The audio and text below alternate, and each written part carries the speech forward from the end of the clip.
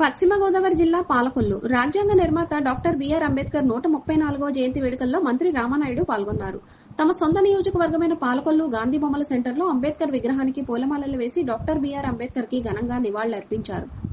ఆంధ్రప్రదేశ్ రాష్ట్రంలో నేడు చంద్రబాబు అంబేద్కర్ ఆశయ సాధన కోసం చిత్తశుద్దితో పనిచేస్తున్నారు. అంటరానితనం, వివక్షలపై అలుపెరగని పోరాటం చేసిన మహోన్నతమైన వ్యక్తి రాజ్యాంగ నిర్మాత డాక్టర్ బిఆర్ అంబేద్కర్ గారికి సాధ్యపడిందని, అంబేద్కర్ జయంతి అంటే సమానత్వం, స్వాతంత్ర్యం అనే విలువలు గుర్తుకు వచ్చే పుణ్యదినం ఏప్రిల్ 14వ తేదీ అని మంత్రి రామానాయుడు అంబేద్కర్ ని కొనియాడారు. అంబేద్కర్ జీవితాంతం అన్యాయానికి వ్యతిరేకంగా పోరాటం చేసి పోరాట యోధుడిగా చరిత్ర పుటలో నిలిచారు. అంతరాలు లేని సమాజ ఆవిర్భావానికి అవిరళ కృషి చేసిన మహానుభావుడు డాక్టర్ బిఆర్ అంబేద్కర్ అని, ఈ రోజు అంబేద్కర్ ని భారతదేశమే కాదు ప్రపంచ దేశాలు కూడా కొనియాడే రోజని, అటువంటి మహానుభావుడు మన భారతదేశంలో పుట్టడం మనం చేసుకున్న అదృష్టమని, యావత్ భారత ప్రజలు గర్వించదగ్గ విషయమని డాక్టర్ బిఆర్ అంబేద్కర్ ని కొనియాడుతూ ప్రతి ఒక్కరూ డాక్టర్ బిఆర్ అంబేద్కర్ ని గౌరవించి పూజించవలసిందిగా ప్రజలను ఉద్దేశించి మాట్లాడారు. ఏదైతే డాక్టర్ బిఆర్ అంబేద్కర్ గారిని మరి ఆయనకి ఒక భారతరత్న మరి ఆ రోజు ఒక నేషనల్ ఫ్రంట్ చైర్మన్గా ఎన్టీ రామారావు గారు ఉన్నప్పుడు కానీ, ఏదైతే అంబేద్కర్ గారి ఈ చిత్రపటం పార్లమెంటు సెంట్రల్ హాల్లో చంద్రబాబు నాయుడు గారు మరి కన్వీనర్గా ఉన్నటువంటి సమయంలో కానీ, అదేవిధంగా జిఎంసీ బాలయ్య గారిని ఒక అత్యున్నతమైనటువంటి లోక్సభగా స్పీకర్గా అందించడంలో కానీ, ఒక ప్రతిభా భారతి గారిని ఒక శాసనసభ స్పీకర్గా అందించడంలో కానీ, అదేవిధంగా ఒక ఆంధ్రప్రదేశ్ రాష్ట్ర చరిత్రలో ఒక దళిత బిడ్డ మొట్టమొదటిసారిగా ఒక చీఫ్ సెక్రటరీగా కాకినాడ మాధవరావు గారిని నియమించడం కానీ, అదేవిధంగా ఎస్సీ/ఎస్టీ కమిషన్ ఏర్పాటు చేయడం కానీ, జస్టిస్ పున్నయ్య గారు అధ్యక్షుడిగా మరి ఏర్పాటు చేయడం కానీ, అదేవిధంగా ఏదైతే 2 గ్లాసులు ఇట్లాంటి దళిత వ్యతిరేక విధానాలు ఏవైతే ఉన్నాయో వాటన్నింటినీ కూడా నిరోధిస్తూ 28 జీవోలు మరి చంద్రబాబు నాయుడు గారు ఇవ్వడం కానీ, అంటే ఇట్లా అడుగడుగునా కూడా దళితుల అభివృద్ధికి, దళితుల సంక్షేమానికి కూడా మరి చంద్రబాబు నాయుడు గారు అందరం కూడా కృషి చేస్తూ ఉన్నాం.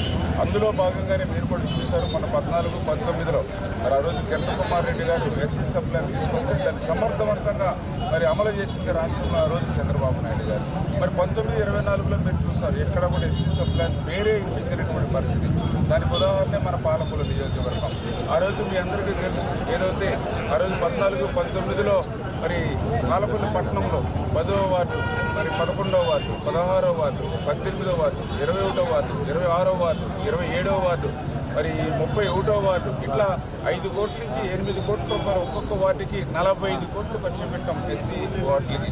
అదేవిధంగా 100 కోట్ల రూపాయలు పాలకులు ఏదైతే ఎలమంచిలి రూరల్ మండలాల్లో ఖర్చు పెట్టాం. అంటే 145 కోట్ల రూపాయల అక్షరాల ఎస్సీ సప్లాలు ఒక్క పాలకులలోనే నేను ఖర్చు పెట్టేటువంటి పరిస్థితి. మరి 19, 24లో ఎస్సీ సప్లాన్ని పని చేశామని ఒక వైఎస్ఆర్సీపీ నాయకుడిని చూపించమని చెప్పమనండి. 0. అంటే ఏ రకంగా దళితులను కేవలం ఓట్ బ్యాంక్ రాజకీయాలు మాత్రమే వాడుకోవడం తప్ప వాళ్ళకు ఉపయోగపడింది మాత్రం ఇప్పుడు కూడా 0.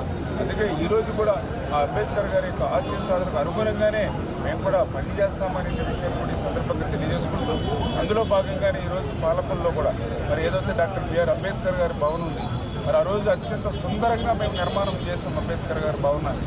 దురదృష్టం, గత 5 సంవత్సరాల్లో రంగులు కూడా వేయలేకపోయారు అంబేద్కర్ భవనానికి. మళ్ళీ ఈరోజు మేము వచ్చి అంబేద్కర్ గారి భవనానికి రంగులు వేస్తాం, మళ్ళీ దాన్ని అందంగా రూపుదిద్దుతున్నాం. అంటే డాక్టర్ బిఆర్ అంబేద్కర్ గారి భవనానికి కనీసం రంగులు వేయడానికి కూడా మనసు రానిటువంటి వాళ్ళు కూడా మరి ఈరోజు వైసీపీ నాయకులుగా వాళ్ళు ఏదో సేవకులుగా మరి విన్నపిస్తే, అంటే వాళ్ళు ఆ రకంగా మరి చేసేటువంటి ప్రక్రియ ఏంటి అనేది వీళ్ళ ప్రజలు కూడా అర్థం చేసుకోవాల్సినటువంటి అవసరం ఉందని చెప్పి తెలియజేసుకుంటూ, ఖచ్చితంగా రేపు రాబోయేటువంటి రోజుల్లో అంబేద్కర్ గారి యొక్క స్ఫూర్తితో, అంబేద్కర్ గారి యొక్క ఆశయ సాధన కోసం మేమందరం కూడా కలిసి పనిచేస్తామని చెప్పి మీ ద్వారా అందరూ కూడా తెలియజేస్తాం.